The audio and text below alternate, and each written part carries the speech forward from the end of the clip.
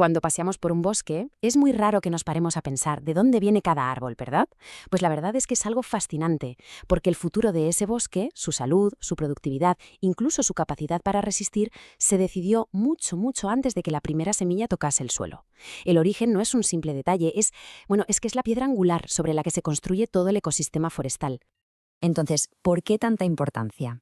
¿Qué más da de dónde venga una semilla? Pues importa y mucho, porque la respuesta a esa pregunta va a determinar si ese bosque será fuerte y productivo o si, por el contrario, será vulnerable a plagas, a enfermedades o al cambio climático.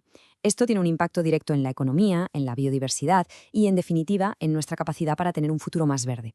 Vamos a ver cómo funciona todo esto. Para entenderlo bien, vamos a seguir una ruta muy clara. Primero, echaremos un vistazo al marco legal, que es lo que pone las reglas del juego. Después, nos meteremos en la ciencia que hay detrás de la selección. Veremos de dónde salen exactamente las semillas de calidad, cómo se etiquetan para que no haya dudas y, para terminar, por qué todo este sistema es absolutamente vital para los bosques del futuro. Empecemos por el principio, como tiene que ser. La importancia del origen de una semilla es tan grande que no se puede dejar al azar. Está todo regulado por ley y de una forma muy rigurosa.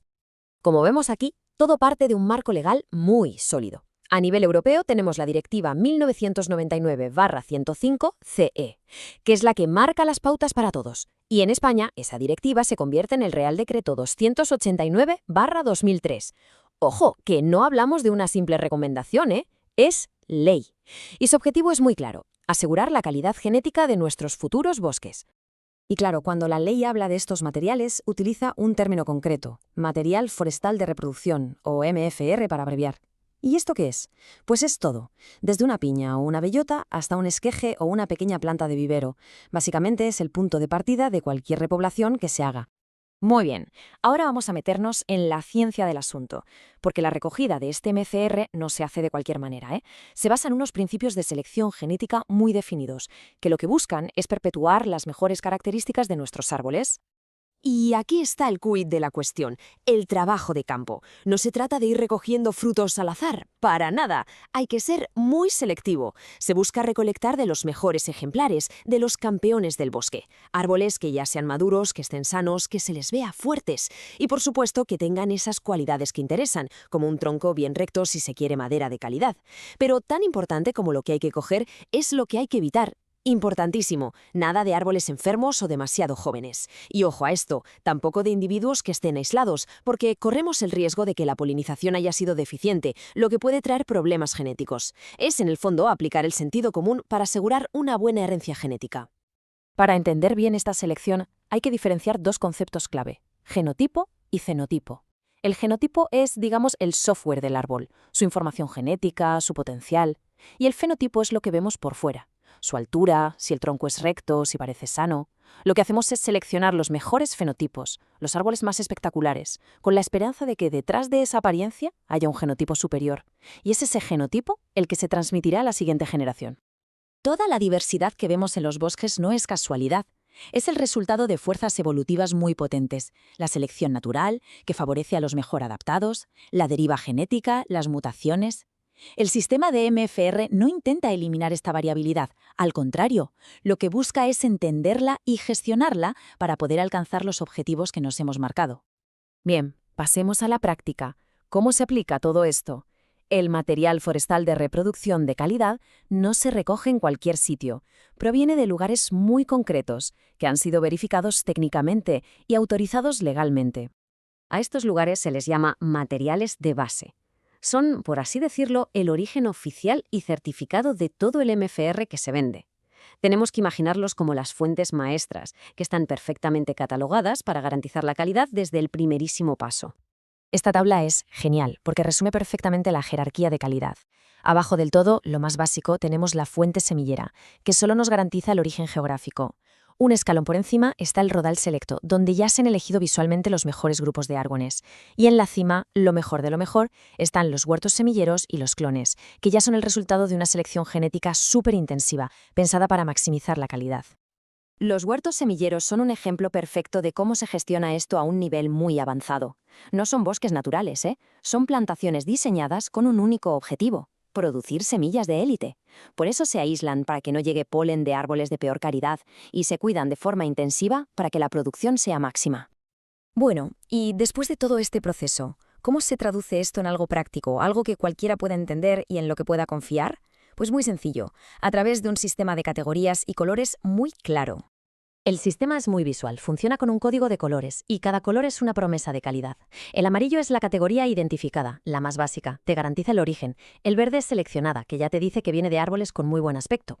El rosa cualificada, son palabras mayores, procede de material de élite como clones o huertos. Y el azul controlada, es el top. Aquí ya no es una cuestión de apariencia, su superioridad genética está demostrada científicamente con ensayos. Y que quede claro que esto no es opcional. La ley es muy tajante. Si se quiere vender material forestal de reproducción, tiene que pertenecer a una de estas 4 categorías. Y además, tiene que proceder de un material de base que esté aprobado. Es un sistema cerrado que garantiza la trazabilidad y la calidad de principio a fin. Y con esto llegamos al final. Después de ver el marco legal, la ciencia que hay detrás y el sistema de categorías, la pregunta del millón es, vale, ¿y todo esto para qué sirve en realidad? ¿Cuál es el impacto real? Pues aquí está la clave de todo. Este sistema no es simple burocracia. Es una herramienta potentísima para construir los bosques del futuro. Bosques que sean más productivos, más resistentes a las enfermedades y, sobre todo, que estén mejor adaptados a su entorno. En definitiva, es una inversión estratégica en la salud de nuestro patrimonio natural.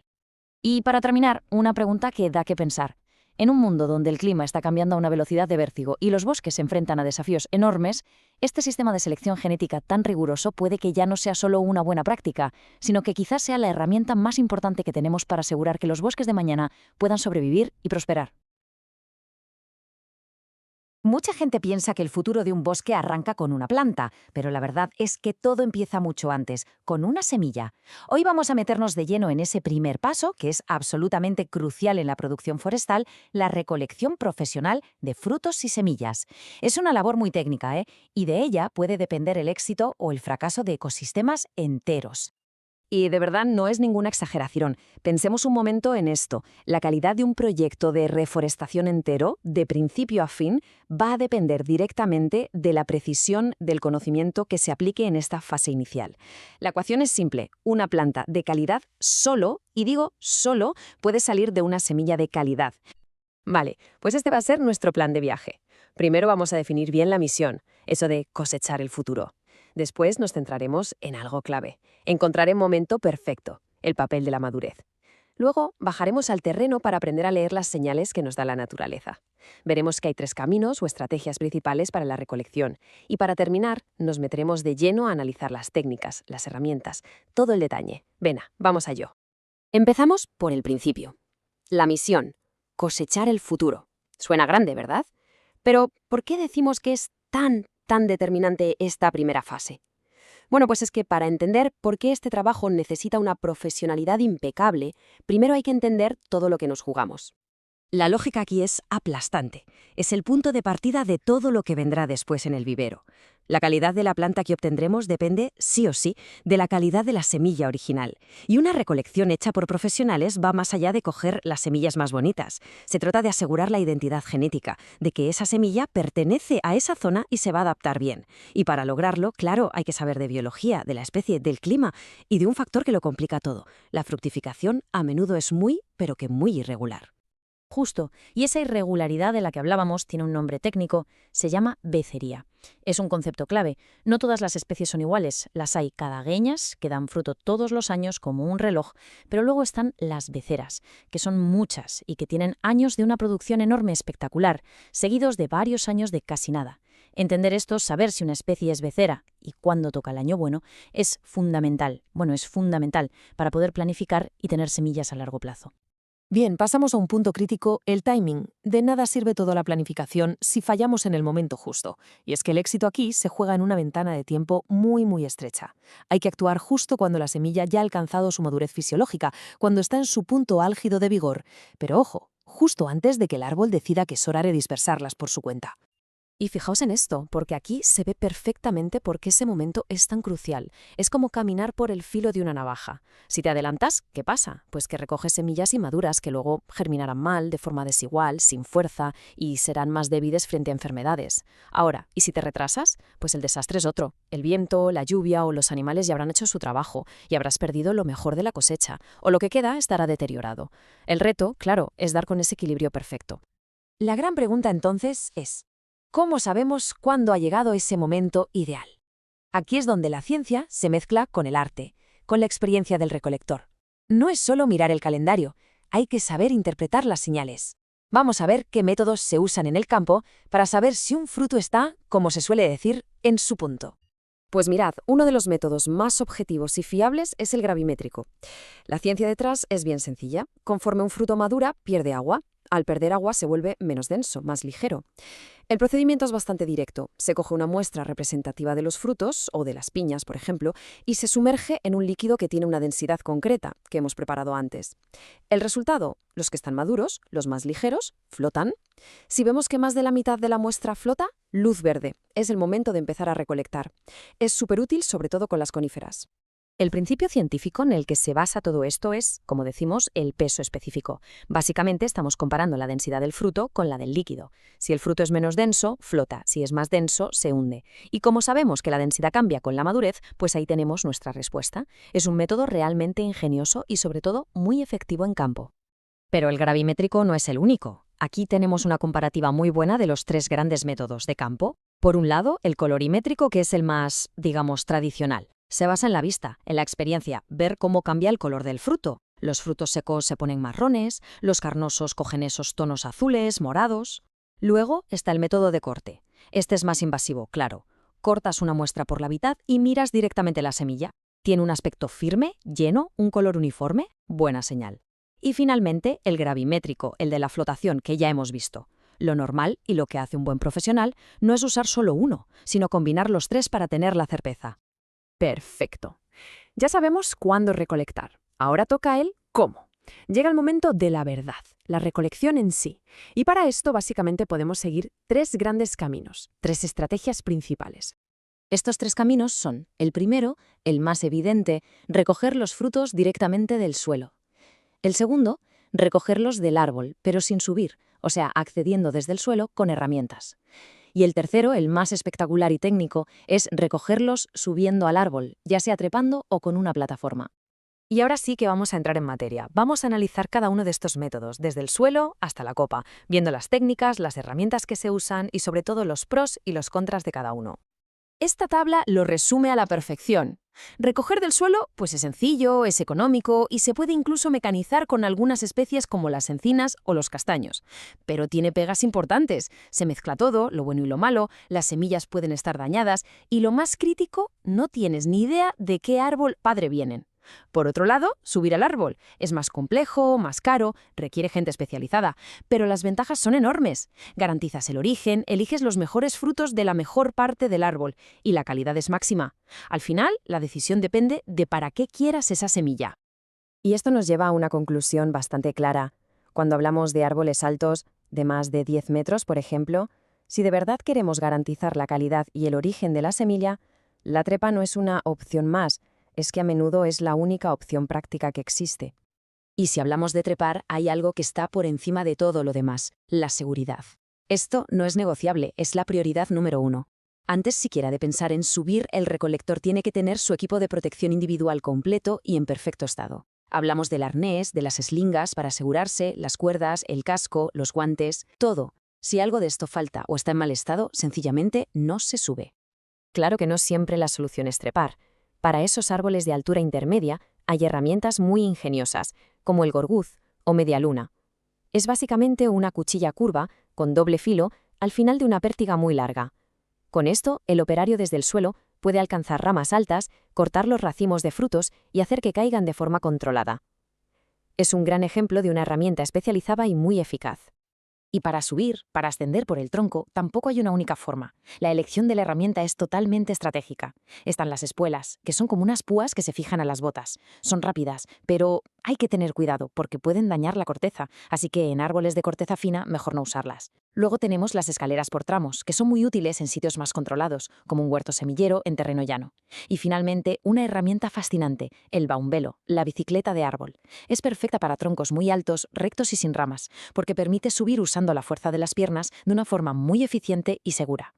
Y por supuesto está la opción de alta tecnología, la plataforma elevadora. A nivel de seguridad es fantástica. Te sube en una cesta hasta unos 15 metros de altura y trabajas con total estabilidad. El problema, claro, es doble. Por un lado, son caras. Y por otro, necesitas que el terreno sea bueno, que el camión o el tractor que la lleva pueda llegar hasta el pie del árbol. Y eso en el monte no siempre es posible. Yo creo que esta frase final lo resume todo a la perfección. Al final del día, la calidad de la cosecha es un espejo de la habilidad del recolector, de su capacidad para leer todas esas señales que hemos visto, para elegir el momento exacto y, por supuesto, para ejecutar la técnica correcta en cada caso. No es solo coger frutos, es una combinación de ciencia, experiencia y destreza. Y para terminar, me gustaría dejar en el aire una pregunta, para que le demos una vuelta. ¿Cuál es el verdadero coste de una semilla de mala calidad? Y no me refiero al precio que se paga por ella. Pensemos en las consecuencias a largo plazo, económicas y ecológicas, de empezar una reforestación con un material genético que no es el adecuado. El coste real se mide en décadas, en bosques que crecen mal, que son más débiles, en ecosistemas que simplemente nunca llegarán a ser lo que podrían haber sido. Hola a todos y bienvenidos.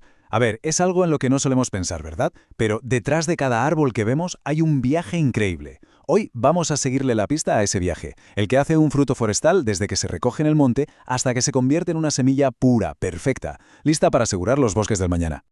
Y es que quede claro desde el principio, la recolección, la cosecha, eso es solo el comienzo.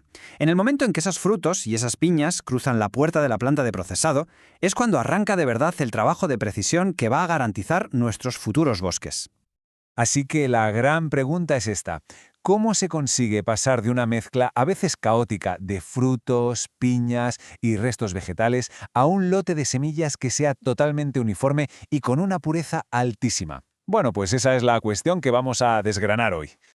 Para entenderlo bien, vamos a dividir el recorrido en 4 grandes etapas. Primero, veremos la preparación, lo que se hace nada más llegar al material. Después, nos meteremos de lleno en los métodos de extracción. Luego, el camino hacia la pureza con las técnicas de limpieza y, para terminar, echaremos un vistazo rápido a algunos sistemas de separación ya más avanzados. ¡Vamos allá! Empezamos por el principio, la preparación. Y esto es fundamental porque desde que los frutos llegan, cada minuto cuenta. Una mala gestión aquí puede echar a perder todo el trabajo de recolección.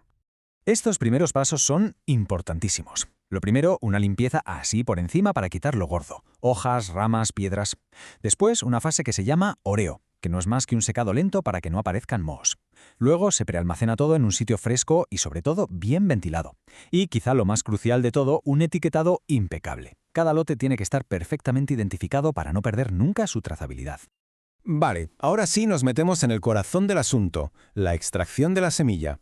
Y aquí la cosa se pone interesante, porque no hay una fórmula mágica que sirva para todo. El método que se usa para liberar la semilla depende al 100% del tipo de fruto que tengamos entre manos. Si trabajamos con frutos carnosos, la técnica es la maceración, o como se le llama comúnmente, el despulpado. Y ojo, que esto es una auténtica carrera contrarreloj. Hay que hacerlo por lo general en menos de 48 horas. ¿Por qué tanta prisa? Pues porque si la pulpa empieza a fermentar, los ácidos y el alcohol que se generan pueden literalmente matar las semillas.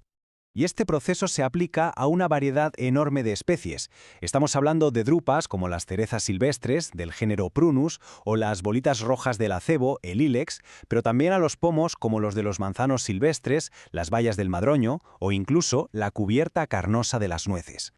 Cambiamos de tercio. Para los frutos secos, la técnica es el desgrane o trillado. Aquí la idea es muy diferente. Se trata de aplicar fuerza, ya sea por impacto, por fricción o simplemente sacudiendo, para romper el fruto y que suelte las semillas, que suelen ser bastante resistentes. ¿Y a qué se aplica esto? Pues a un montón de cosas, desde las cápsulas alargadas de una catalpa hasta las vainas durísimas del algarrobo. Pero también se usa para separar los frutos que vienen en racimos, como es el caso de las sámaras de los arces y los fresnos, sí, los famosos helicópteros. Y llegamos a las coníferas. Para ellas el método estrella es el secado. El principio es muy simple. Se aprovecha un mecanismo de la propia naturaleza. Las piñas y otros frutos dehiscentes están, por así decirlo, programados para abrirse y soltar sus semillas cuando pierden humedad y alcanzan un punto óptimo de sequedad. Para conseguir ese secado hay 2 caminos principales. El natural, que es simplemente dejar que el sol y el aire hagan su trabajo, es barato, pero claro, es lento y dependes totalmente del tiempo que haga. La otra opción es el secado artificial, en hornos. Es mucho más rápido, fiable y te permite controlar todo el proceso, pero, lógicamente, el coste energético es bastante más alto. La elección, al final, depende de la especie y del clima de la zona. Bien, ya tenemos las semillas fuera del fruto, pero no nos engañemos, no están listas ni de lejos. Lo que tenemos ahora es una mezcla de semillas buenas, semillas malas, restos de frutos, polvo, de todo. Así que ahora toca la fase de limpieza. Y en esta fase de limpieza, para muchas coníferas como los pinos, los abetos o los cedros, hay un primer paso que es único para ellas. Se llama desalado y consiste ni más ni menos que en quitarles el ala a las semillas. Y uno podría preguntarse, ¿de verdad es para tanto? ¿Por qué tomarse la molestia de quitar esa pequeña ala? Pues sí, es importantísimo, y las razones son puramente prácticas y tienen toda la lógica del mundo. Vamos a ver. Primero, sin el ala, las semillas ocupan muchísimo menos espacio, lo que es clave para el almacenamiento. Segundo, y muy importante, facilita enormemente la siembra con máquinas, que si no se atascarían. Y por último, hace que el resto de procesos de limpieza que vienen después sean infinitamente más eficientes. Una vez desaladas, entran en juego 3 técnicas básicas. El aventado, que es usar una corriente de aire para separar por peso y aerodinámica. Lo ligero se vuela. El cribado, que es básicamente pasar las semillas por tamices para separar por tamaño. Y la flotación, que aprovecha la densidad. Se echa todo en agua y las semillas buenas, que son más densas, se hunden, mientras que las vacías y las impurezas se quedan flotando. Pero a veces, con lotes de semillas de mucho valor, o cuando las impurezas son muy parecidas a la semilla buena, estos métodos se quedan cortos. Y es entonces cuando hay que recurrir a la artillería pesada, a sistemas de separación más avanzados.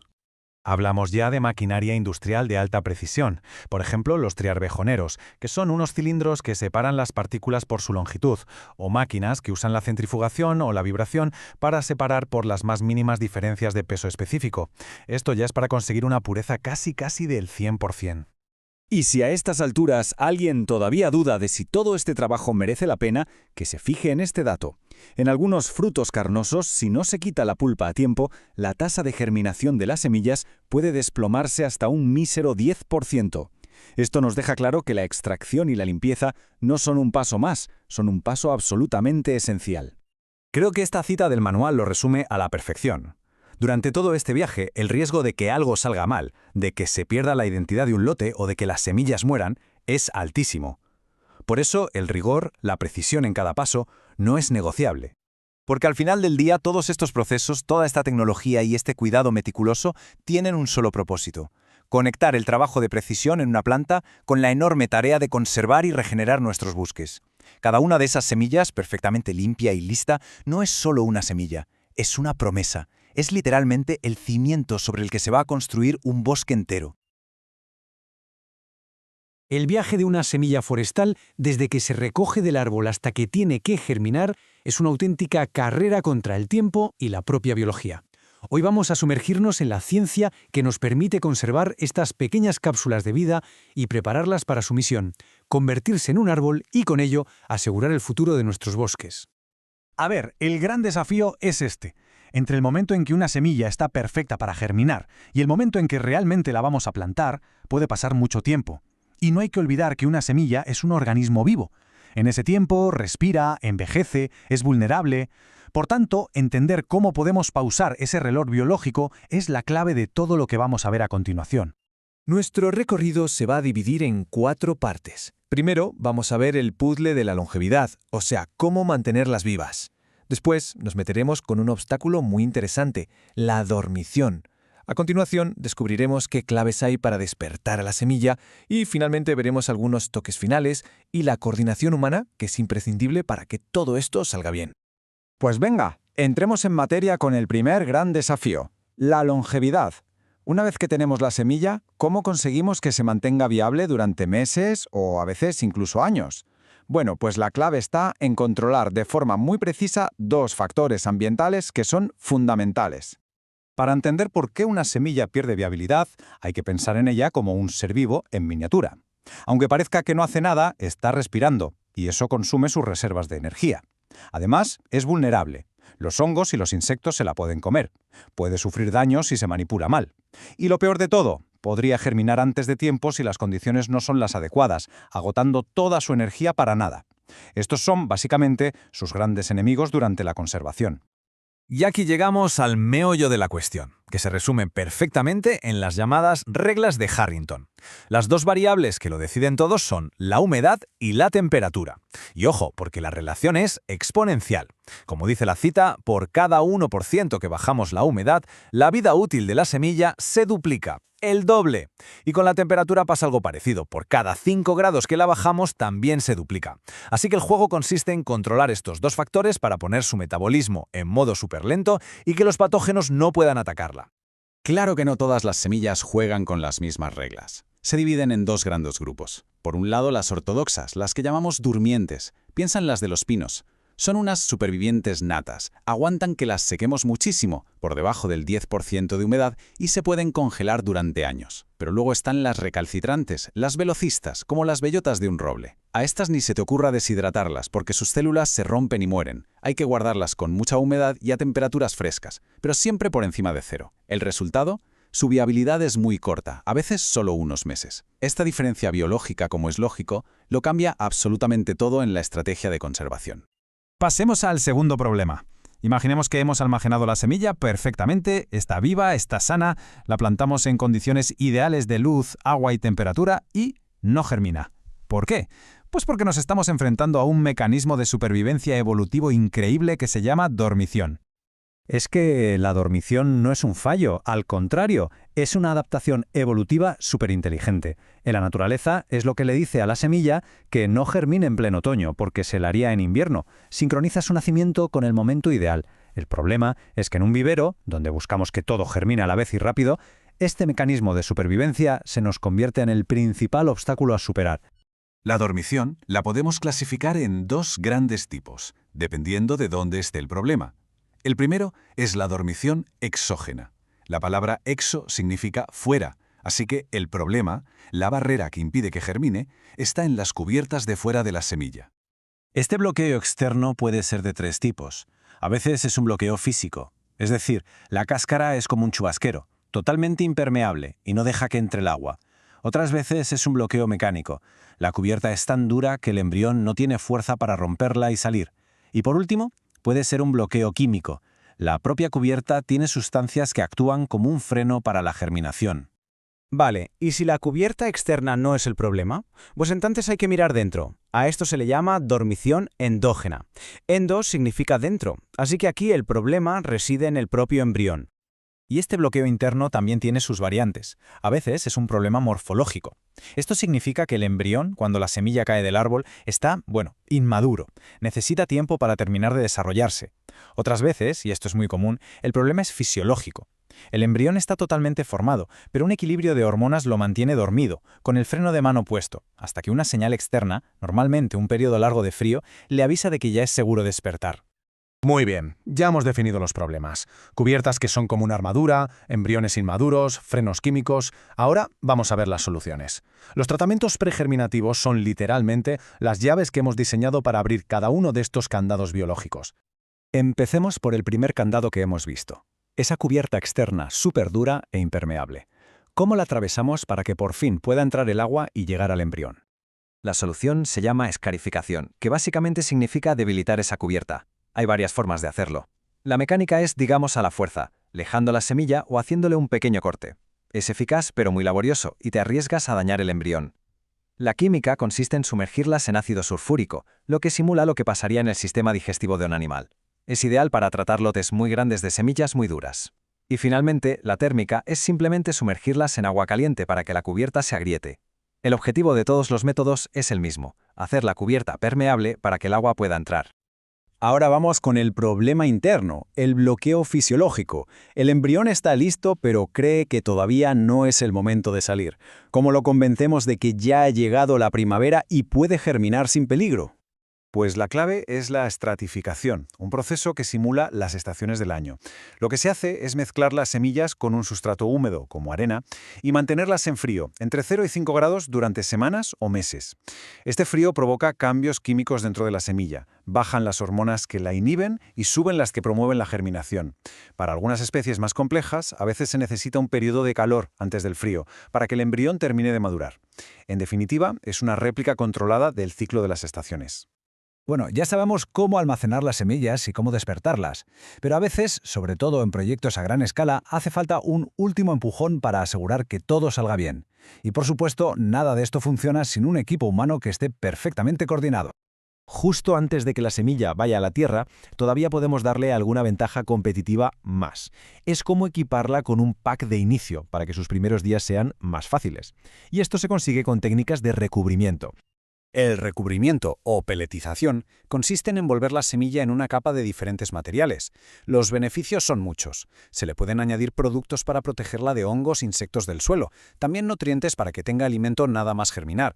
Y algo fundamental, se consigue que todas las semillas tengan el mismo tamaño y la misma forma, lo que permite usar máquinas para sembrar de una forma increíblemente precisa y eficiente.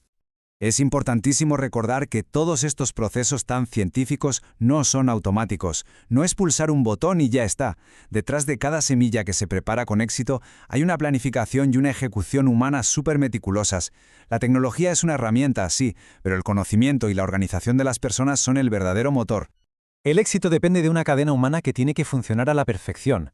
Empieza con una planificación estratégica meses antes, requiere equipos de campo que sepan identificar el punto exacto de madurez para la recolección, exige una trazabilidad impecable para saber siempre de dónde viene cada lote de semillas y, por supuesto, necesita la supervisión de técnicos expertos que controlen cada paso, garantizando la calidad y la viabilidad del futuro bosque. Y con esto llegamos al final. Hemos desgranado toda la ciencia que permite a una semilla, en esencia, viajar en el tiempo, superar sus barreras internas y estar lista para crear una nueva vida. La pregunta que queda en el aire es si el dominio de estas técnicas, combinado con un esfuerzo global coordinado, es la herramienta definitiva que necesitamos para restaurar y proteger los ecosistemas forestales para las generaciones que vienen.